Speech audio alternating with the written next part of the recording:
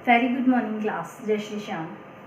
जैसा कि आपको पता है हम चैप्टर 4 जो है वो पढ़ रहे थे और चैप्टर 4 में जो हमारी पिछली क्लास हुई थी उसमें हमने पढ़ा था समस्थानिक के बारे में।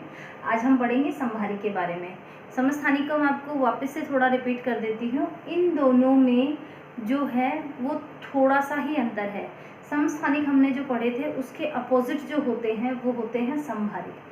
समस्थानिक क्या होते हैं कि कोई भी तत्व है उस तत्व के जो परमाणु होते हैं उन परमाणुओं में परमाणु संख्या तो होगी समान, लेकिन द्रव्यमान संख्या होती है अलग अलग। अगर हम समस्थानिकों की बात करें तो इसमें परमाणु संख्या तो होती है सारे परमाणुओं की समान। अगर हम परमाणु संख्या की बात करें तो परमाणु संख्या तो होती है समान, और अगर हम द्रव्यमान संख्या की बात करें, द्रव्यमान संख्या की अगर हम बात करते हैं तो द्रव्यमान संख्या होती है यहाँ पर असमान, यानी अलग अलग। ठीक है। और अगर हम समभारिक की बात करें तो समभारिक में परमाणु संख्या तो क्या होती है अलग अलग, लेकिन द्रव्यमान संख्या क्या होती है समान होती है।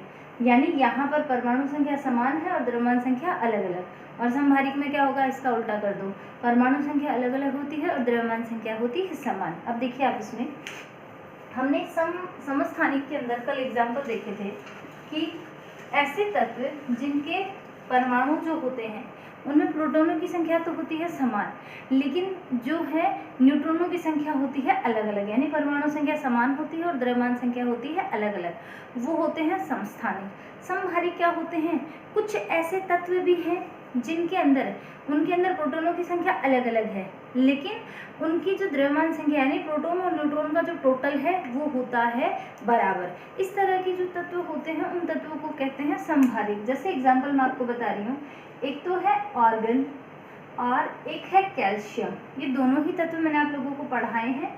ऑर्गन आता है 18 नंबर पे और कैल्शियम आता है 20 नंबर पे। ऑर्गन आवर्त सारणी में 18 नंबर पे आता है और कैल्शियम आता है 20 नंबर पे। ऑर्गन 18 पे आता है, इसका मतलब इसमें प्रोटॉन की संख्या कितनी हो गई, प्रोटॉन की संख्या हो गई 18, और इसमें प्रोटॉन की संख्या कितनी हो गई 20, क्योंकि आवर्त सारणी में जो 18 नंबर पे आ रहा है ऑर्गन, तो इसमें प्रोटॉनों की संख्या कितनी होगी 18 ही होगी। इसको परमाणु संख्या भी कहते हैं। तो दोनों की परमाणु संख्या अलग अलग है। ऑर्गन की परमाणु संख्या है 18 क्योंकि इसमें 18 प्रोटॉन है। कैल्शियम की परमाणु संख्या है 20 क्योंकि इसमें 20 प्रोटॉन है। लेकिन अगर हम इन दोनों की ही बात करें तो इन दोनों तत्वों की जो द्रव्यमान संख्या होती है वो होती है 40। दोनों की, ऑर्गन की भी द्रव्यमान संख्या 40 है और इसकी भी द्रव्यमान संख्या 40 है। मैं आपको वापस रिपीट कर दूं, द्रव्यमान संख्या क्या होती है, प्रोटॉन और न्यूट्रॉन का जो टोटल होता है उसे कहते हैं द्रव्यमान संख्या। अब देखो आप यहाँ पे, अगर हम इनकी परमाणु की डायग्राम की बात करें तो ये है ऑर्गन। ऑर्गन के अंदर प्रोटॉन कितने होते हैं 18, और ये है कैल्शियम। कैल्शियम में प्रोटॉन कितने होते हैं 20। अब देखो दोनों की ही द्रव्यमान संख्या कितनी होती है 40, यानी प्रोटॉन और न्यूट्रॉन का टोटल कितना होगा 40। तो इस 40 में से 18 तो प्रोटॉन हो गए, बच्चे कितने 22। तो न्यूट्रॉन कितने हो जाएंगे, न्यूट्रॉन की संख्या होगी 22। यहाँ पर कैल्शियम है उसकी द्रव्यमान संख्या होती है 40, यानी ये 40 क्या है, इसमें प्रोटॉन और न्यूट्रॉन इन दोनों का टोटल है। हमें पता है कैल्शियम में 20 प्रोटॉन है, तो न्यूट्रॉन 40 में से 20 हटा देंगे, न्यूट्रॉन कितने बचे 20। तो ये होगी इनके अंदर न्यूट्रॉनों की संख्या। और अगर आप यहाँ पे इलेक्ट्रॉन की संख्या निकालना चाहते हो तो प्रोटॉन की संख्या किसके बराबर होती है, इलेक्ट्रॉनों की संख्या के। तो इसमें 18 प्रोटॉन और इसमें 20 प्रोटॉन। अब देखिए इसमें अगर हम इन दोनों का टोटल करें, कैल्शियम में 20 प्रोटॉन होते हैं और 20 न्यूट्रॉन होते हैं, तो इन दोनों का टोटल हो गया 40।